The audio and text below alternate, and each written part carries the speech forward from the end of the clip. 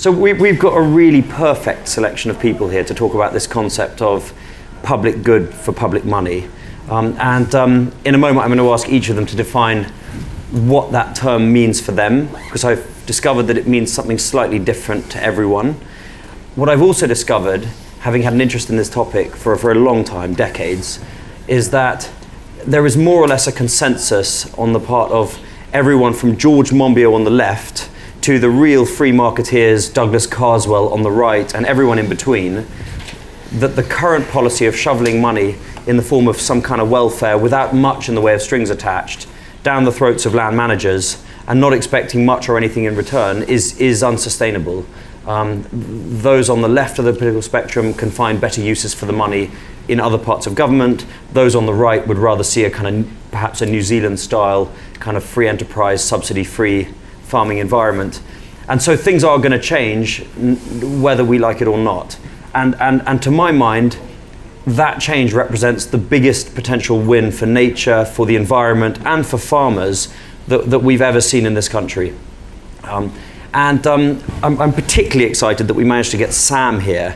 And Sam will describe the work that his organisation, Bright Blue, has done in developing a blueprint for what rural payments might look like after Brexit. Because for my part, answering the question, what does public benefit for public good for public money mean, I will end up referencing Sam's report, because as far as I can see, within DEFRA, within some of the agencies that form part of DEFRA, and amongst the kind of political people that I come across, the Bright Blue report has hit the nail on the head in the idea of effectively marketplaces by catchment in which there are sellers and buyers. The sellers are the land managers. The buyers might be central government using the core agricultural subsidy budget, but they might just as well be the Environment Agency paying through those marketplaces for flood mitigation in the form of more forestation in the uplands in particular catchments. It might be the water companies bidding through these catchment level marketplaces to reduce their water cleanup costs by paying farmers to reduce the chemical use close to the waterhead and so on. So I perhaps if we start with Helen and work across, what does public good for public money mean for you guys? Well, I think that the mantra of public money for public goods has been around for a long time. We've all subscribed to it for a long time. I think now we're getting into some of the detail, and that's really fascinating. So for me, I think there's two main areas where you need to be looking at this. One is where you have a tragedy of the commons, where you have common assets that are in the public interest, so things like our water resources, where it's very difficult for it to pin down exactly who's causing the problem or the solution, or where there is real market failure. And often they can be in the same zone.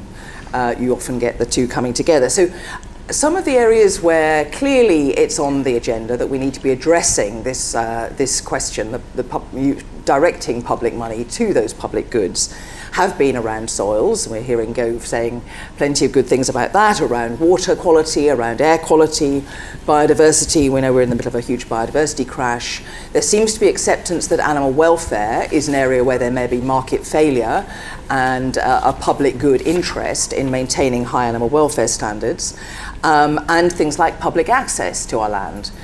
I guess the areas where we haven't heard as much conversation, I'd like to see more, are around public health. That was just raised in the last session, and I think that this is in many ways, this is a market failure problem.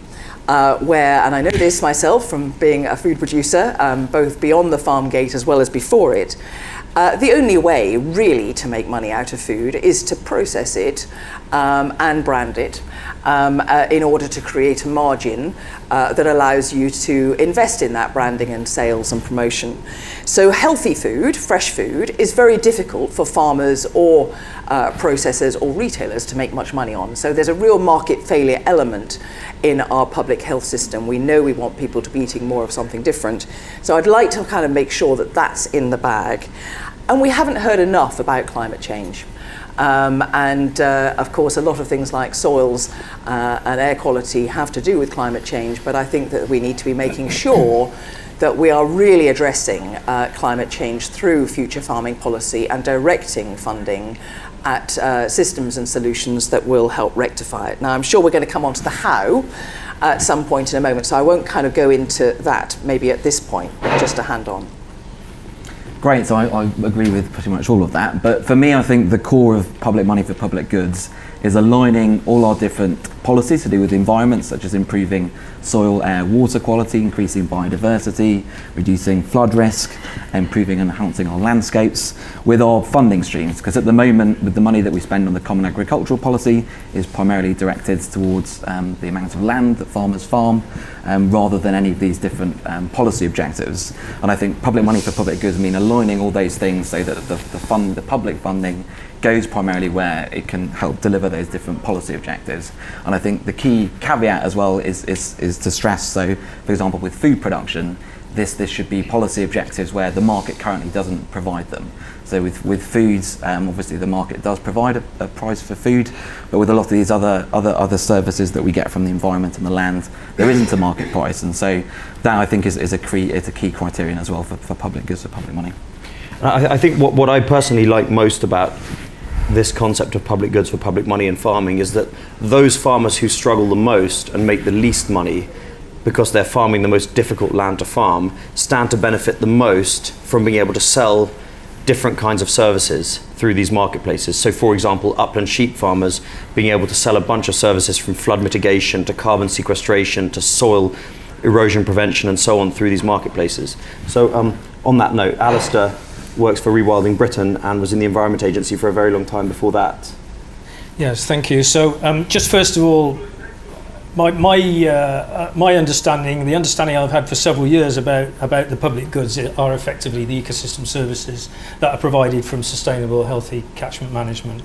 And obviously I've come from a catchment background being as head of conservation for the EA, but it was quite clear to me that we have barely scratched the surface with natural flood management, with tackling water quality through land management, through addressing soil issues. We've barely scratched the surface, even though we've all been talking about it for quite some time. And so that's an area of particular focus for me. Health and well-being, recreation, etc. Of course, they are all things that can be measured and will need to be measured as part of a system for rewarding farmers, and I'm not sure whether that's the right word, rewarding, there's some challenge on that, but rewarding farmers for managing their land in a sustainable way for society. Now I did say to Ben, if I came on this panel, I just wanted to explain a little bit about rewilding and how this fits in, because there are many definitions of rewilding. Nobody owns a given definition. I now work for Rewilding Britain. We have our own very simple definition, which is the large-scale restoration of healthy functioning ecosystems to the point where nature is allowed to take care of itself. Bear that in mind when I'm talking about the principles.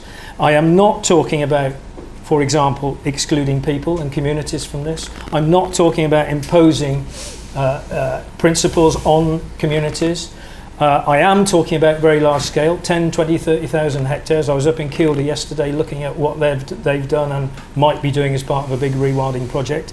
It's that kind of scale we need to operate at. If we operate at that scale, you have a greater opportunity to demonstrate and measure the benefits that you have in terms of flood risk management, carbon sequestration, water quality, etc. We are not operating at anything like that scale in this country at the moment, apart from one or two isolated cases.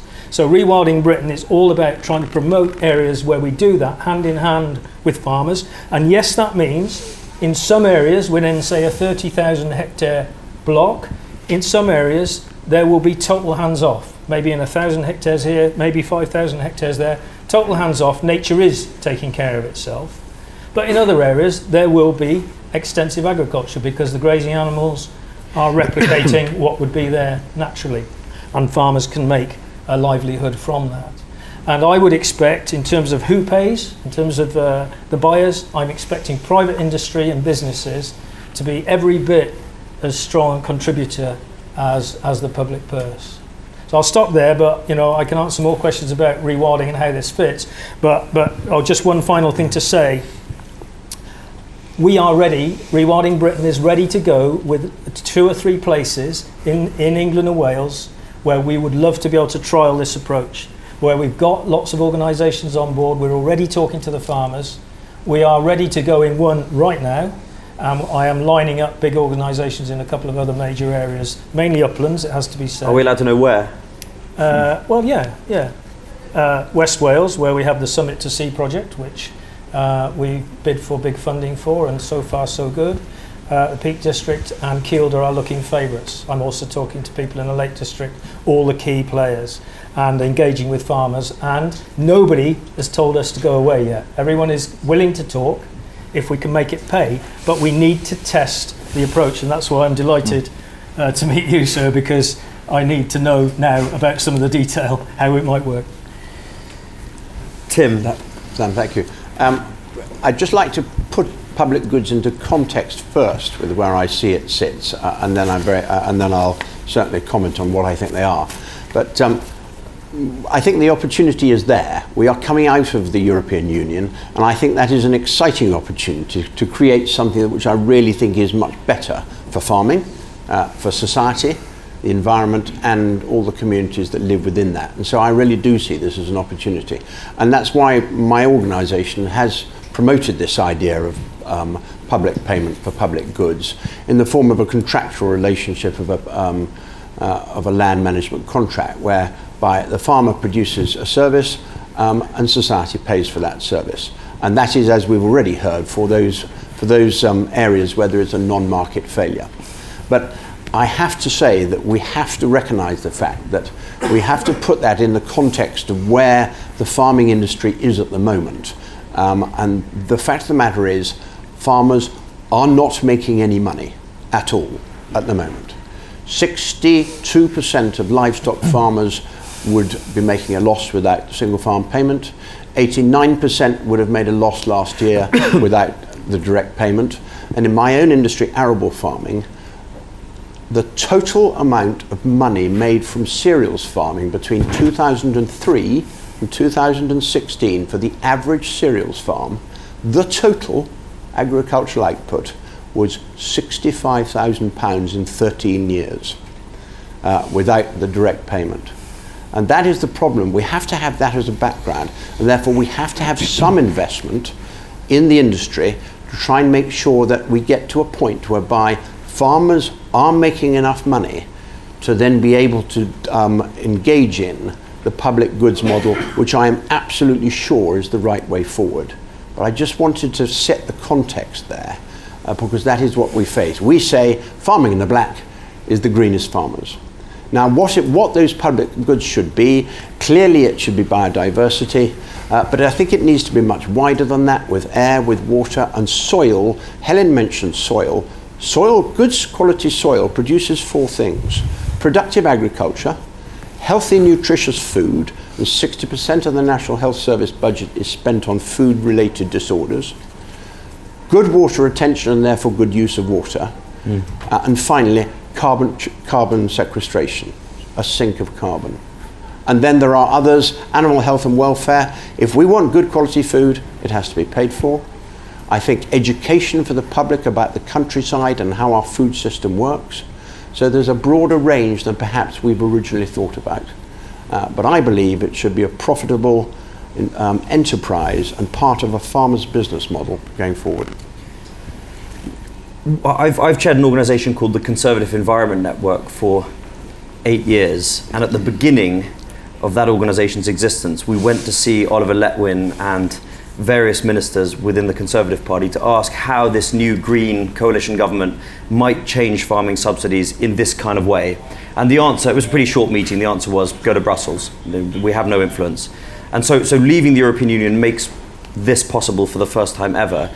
And I think what's wildly exciting is that we've got the Soil Association, we've got Rewilding Britain, we've got august organisations like the Country Landowners Association, National Farmers Union, pretty much everyone on side as to the vision of what we want to achieve. And if we do it right, we can then export it. We can then proselytize in America and across Europe and in New Zealand and elsewhere, and others will copy us, as has happened with things like the Climate Act. We were the first country in the world to introduce a Climate Act in 2008 or 7 or 8. As to the how we do it, of all the people I've spoken to, Sam and his organisation at Bright Blue have thought about this in great depth and have produced a report that is pretty much a blueprint, in my view, and has been praised from all quarters. So I think if Sam gives us a little overview of the how, and then we'll move on from there. Thanks, Ben. So I thought it would be easy if I maybe list a few of the features of the scheme that we're proposing.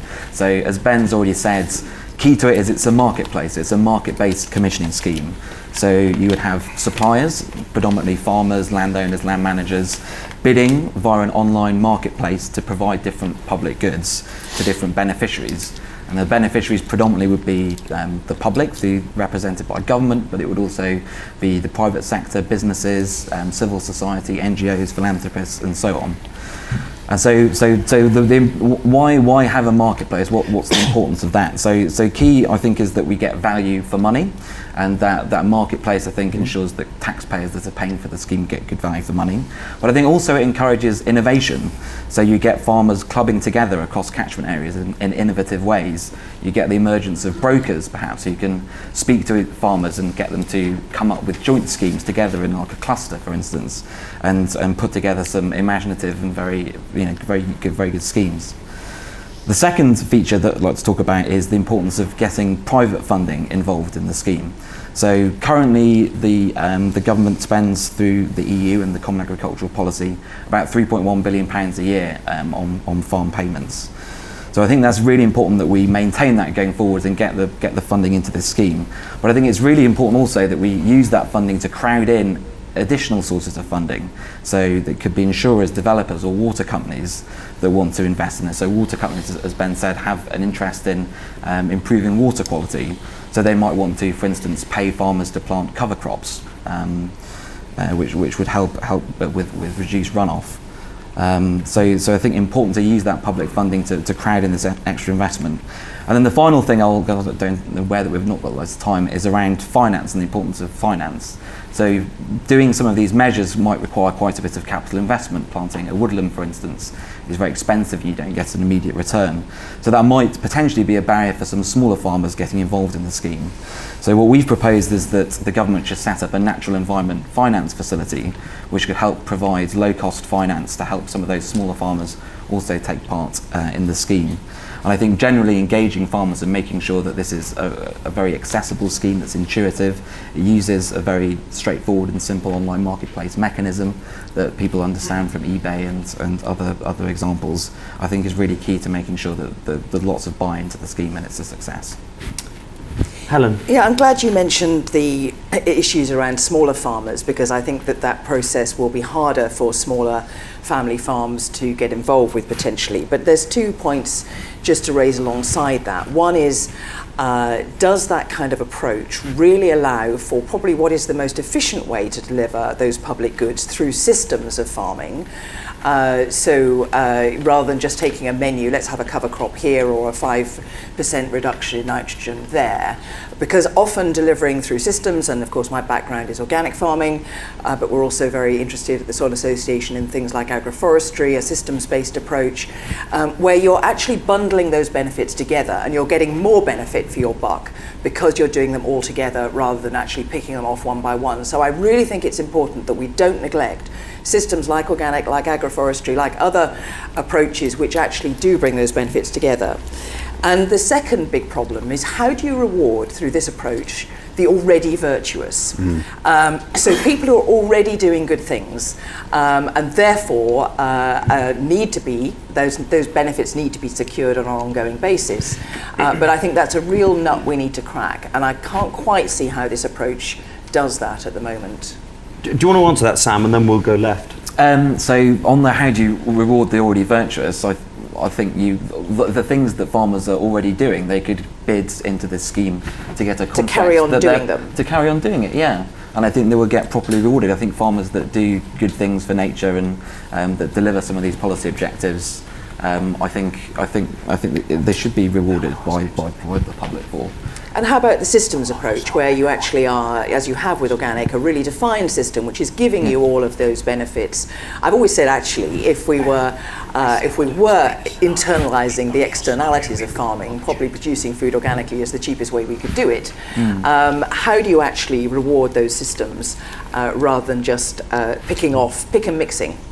Well, again, I don't think that's incompatible. I think that if the government wanted to So if a farmer was providing all those different services, ecosystem services within their farm, all those different public goods, then again they could get individual contracts for each of them, and collectively they would be rewarded for each individual one. That sounds terribly complicated. Well, why not just reward the system and say, right, well, here we go, if you're an organic farmer, or if you're doing agroforestry, or if you're doing leaf, because I think it's important for farmers to have that flexibility, that if they want to do just one or two measures, then they can get contracts for that, but equally if they want to do lots of measures, then they can get lots of contracts, and I think that this system allows the flexibility. So let's just hear about a real world example from Alistair, and then Tim may want to comment on the how, and then we'll throw it open for questions if everyone's all right with that. So, and I'm going to finish with a question to you. So Sam, we have a scenario where we are now finding places where organisations want to rewild, and where farmers are willing to talk about how they might be part of that, as long as it pays for them, of course. So let's just run this by you. Let's say we have an area of land, a large area of land, say 20,000 hectares, within which there might be a few thousand hectares of core where nothing much happens, and you do interventions and then nature takes over. But within the rest, there is farming activity and forestry activity. Forestry, by the way, very important in this context. Haven't touched on it much today. But in that scenario, are you saying that theoretically we should be able to find buyers within the catchment area, mainly further down the catchment, who would bid through a process to fund agglomerations of landowners and land managers in the upper catchment, to do the right thing based on some simple measure of natural flood management value or water quality value per hectare? You have some crude measures that you would use to evaluate what it's worth to do that activity in that area. Is that generally how it works? And supplementary question, where does the government money, where does the national government funding come in? Does it just come in through the Forestry Commission, the Environment Agency, Natural Resources Wales, etc.? Where does that come from? So I think we envisage a role for the Natural Capital Committee in our scheme. So in terms of defining the different public goods that public money might be used to purchase, and I think that would help you with kind of how you value individual public goods and how much money you award through a particular contract. Well, they're coming up with standards for, say, a hectare of natural flood management or a hectare of no soil loss. Yeah, I think so. Yeah, and then secondly, sort of how would the public money be distributed? So we envisage the Environment Agency or a similar kind of delivery body to administer the scheme, to be in charge of the online marketplace and to be responsible for the contracts that are signed with individual farmers. Tim, you speak for a lot of landowners. Just three very small points. Firstly, just to follow on from Alistair, Severn Trent Water are already doing it. It's extremely popular with farmers. In fact, it's more popular than stewardship because they get paid on time, they understand the person they're talking to, and they agree with what they're doing. And that leads me on to the point that this is the end of a journey for us, actually. 2008, we published a paper called Private Payments for Public Goods. And nobody could be more thrilled than me that we are finally getting as far as talking about private companies paying for this. Because one thing I will tell you is there is not going to be enough money in the public purse to produce the environmental turnaround that we know is required in this country. And as far as how you do it, as far as the schemes that we're looking to put together, I do think that local priority is very important. And we need to use the various organisations and groupings that exist locally in the countryside to drive the return of whatever spotted fritillary it is in one part of the country, or another mammal in another. And also grouping farmers together and actually rewarding grouping together, so you get that cluster group delivery, as indeed the South Downs is a good example. So there was a lady in the front here who wanted to ask us a question. If you could keep your questions to kind of 2 or 3 sentences, that would be great. The lady here with the blue jumper. Sorry, I make no apology. This is going to be longer than that, because all day we've sort of assumed quite happily that farmer is also landowner, but in the majority of cases that's not true. So we're taking the money out of what has been propping up rents for a long time. So we're taking it out of basic payment, which I totally agree with. But then you're talking about putting it back into this sort of pot, which again I totally agree with. But there's a nasty grey area in the middle, and something that the government has been splendid at messing up for years and not getting the money into the right places. So how is that going to work between the tenant, who probably now with the death of AHAs has got control of the land for a very short amount of time? You're talking about wanting to provide services that probably have a much longer, 25 maybe, year payoff. Where is that money going to sit? Because my landlords are still going to want a good rent. Are they going to be claiming this? Am I going to be claiming that? Where is it all going to sit? How is it going to work? Who wants to volunteer? I better, as it's head on for me, I better reply to that one. I think 30% of the land is tenant farmed, and I think they're an important part of the, or maybe 30% is AHA and some is FBT, but I don't think you'll find it's the majority. I entirely subscribe to the fact that the active land manager should be the person who receives the payment. There may be the ability, and I would hope there is the ability, between the tenant farmer and the landlord to decide if there are specific projects that go from a length of time point of view, go beyond what the tenant farmer might be interested in, that the landowner can be a dual claimant on that particular holding. But I very much see it as being the active person on the land who has his business supported by it. Gentleman here. Sorry, I want to point to you a little bit earlier. The gentleman here with the blue blazer, second row. Thank you.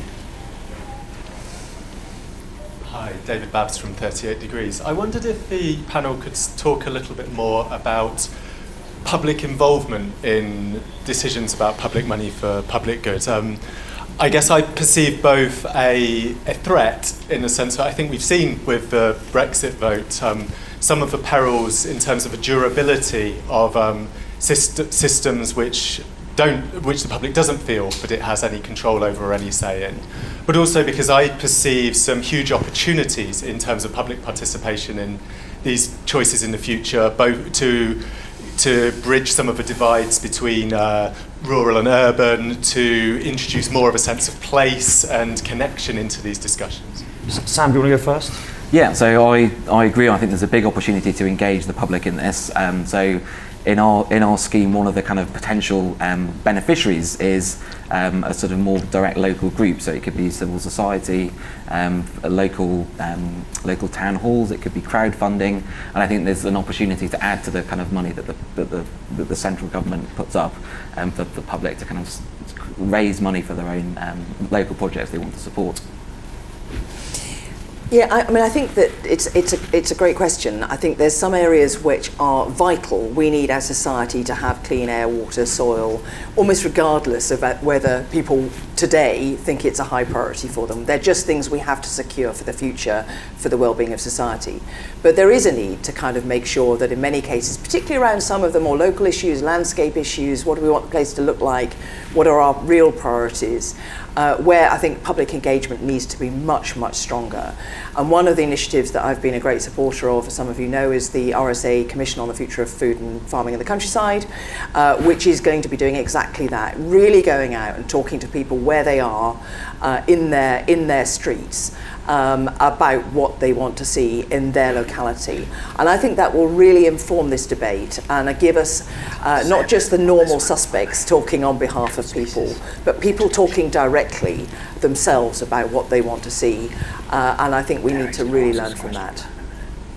By the way, I'm quite starstruck that you're in the audience, David. I'm a huge... 38 Degrees is a seriously influential organisation. And my worry is that the kind of grey goo of the Treasury stands in the way of this plan, because it seems to me that every time something exciting is proposed by some part of government, the Treasury suggests that perhaps it shouldn't happen for whatever reason. And I think that there's a role for organisations like 38 Degrees and Avars and others to whip people up into a frenzy of excitement at the crucial moment when there is an agriculture bill going through Parliament. Because if it doesn't go through Parliament and doesn't happen, we could be left with either more of the same, and there are people out there who want more of the same, or a complete slashing of the budget for agriculture, which is a kind of big losing situation for everyone. Alistair, you wanted to make a point on that question. Subject dear to our heart, obviously public consultation, particularly in relation to reintroductions of species.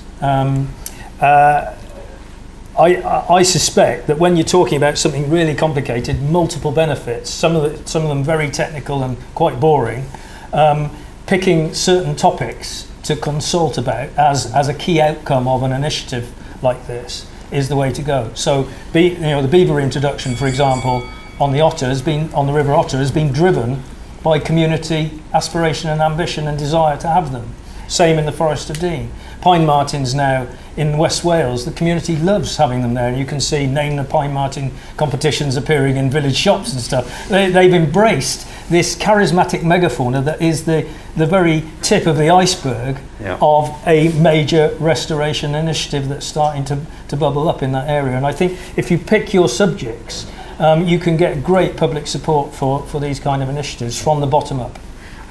Lorraine, we'll come to you. Just quick shout out to Derek over there, who I'm not inviting to ask a question at this exact moment, because Lorraine was in front of you, but Derek has worked for 30 years on the topic of reintroducing beavers, and it's because of Derek that there are now free-living wild populations of beavers in Scotland and England, and the fact that the Prime Minister is referencing beavers in the launch of the Environment Plan, and everyone is excited about beavers, particularly David by the looks of things. Can you please we'll give the mic to Lorraine.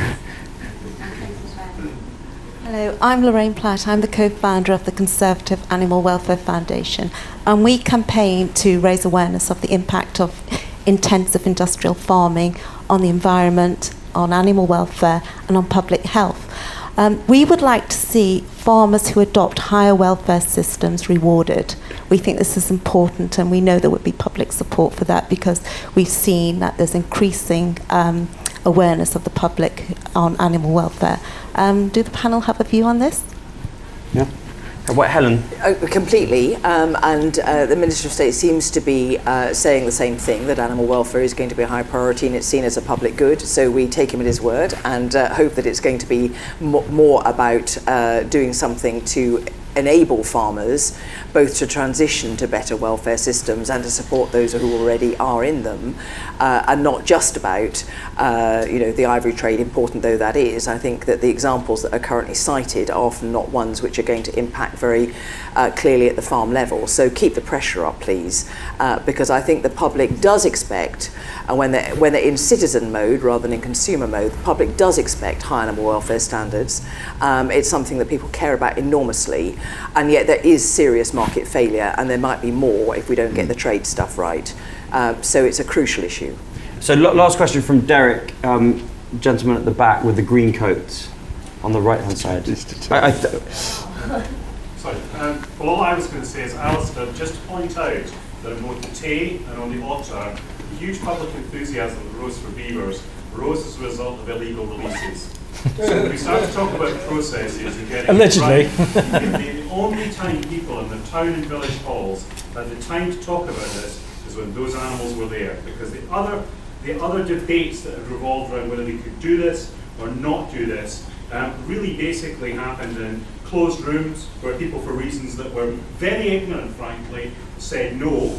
And it wasn't until you got to the stage where you had a fait accompli and the animals were there, and you turned around and asked those people, and they said, we want them. One of the most moving speeches I ever heard was from a 9-year-old girl who researched them on the internet and said she thought it was absolutely astounding that this animal from the Dark Ages was living at the bottom of her garden and eating her mother's trees.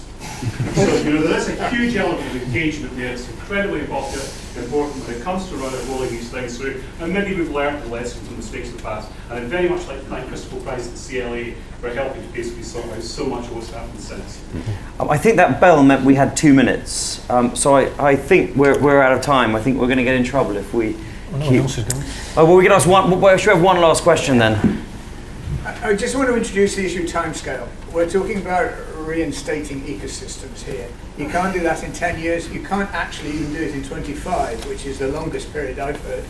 And if nothing else, today we've learned that economics and the benefit to local landowners and communities does march hand in hand with the ecological imperative. Can we think about that? Can you build that, Sam, perhaps into your structure? Because Matt was talking about easements. He was talking about restricted covenants, and there are now emerging structures whereby you can have a leasehold benefit for up to 300 years rolled over for future generations. And I think that has to go hand in glove with what you're talking about. So how about each of the panelists just gives the last kind of 2 pennies worth in response to that and generally? Yes, timescale is really important. Some of the areas, I mean, I mentioned agroforestry earlier on, where actually you have real problems for farmers in terms of cash flow, because you're looking at developing long-term systems that have huge advantages, but they're not going to get any productive return for maybe 5, 10, 20 years. And the same, of course, can be the case in habitat restoration. Although I think some of those benefits, if they are seen as the environmental benefits, can come through much sooner than that. And if that's what's being paid for, then I think you can end up with an economic model that works. Where does one start and finish? I think I'd just like to reiterate, I suppose, the need to kind of think about systems and making sure that we are not just going down a menu option. I think there's a lot of interest in this idea of an auction for public goods. I think that we need to be very clear about making sure that's accessible for smaller scale farmers, and the reverse auction process may have, which I've heard of, being used a lot potentially in this, could have some real. I think we need to pilot some of this stuff quite soon to make sure it's not excluding a big part of our farming community who are probably doing lots of good stuff, but it's going to be harder for them to engage. So on your point, I think that's I completely agree that some of these projects will need to be longer term, and I think again that can be built into the contract structure and the type of public goods that the beneficiaries are seeking to procure from farmers and landowners. I think just again on the reverse auction point, I really agree again that it needs to be accessible, it needs to be intuitive.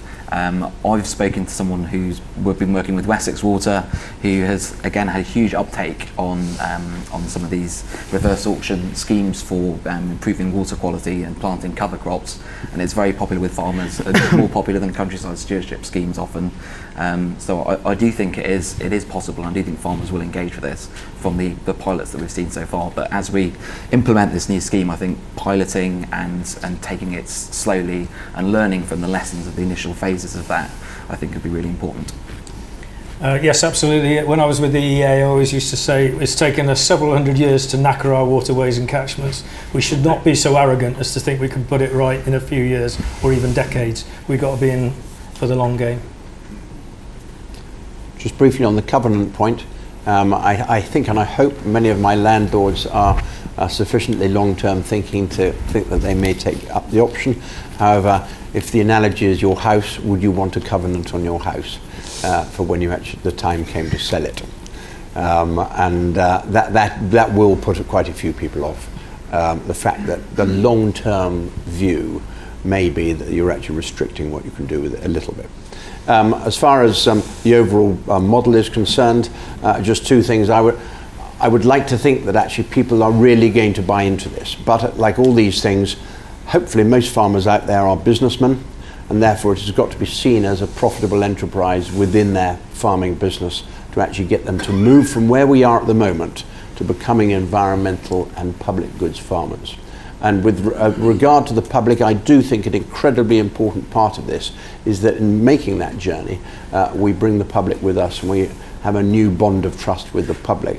But I think I would ask that equally the public have to respect the fact that the farmer, the tenant farmer and the landowner, at the end of the day, they must have the right to a degree to decide whether they want to be farmers or environmentalists, and they should be allowed to make that choice. But they must make sure they take the public with them. So I'm really sorry that there were lots of questions that went unanswered, but we really couldn't have had a better 4 speakers on this topic, and I think it's the most exciting topic of the whole event. So thank you all very much for piling in here, and thank you very much to our 4 speakers.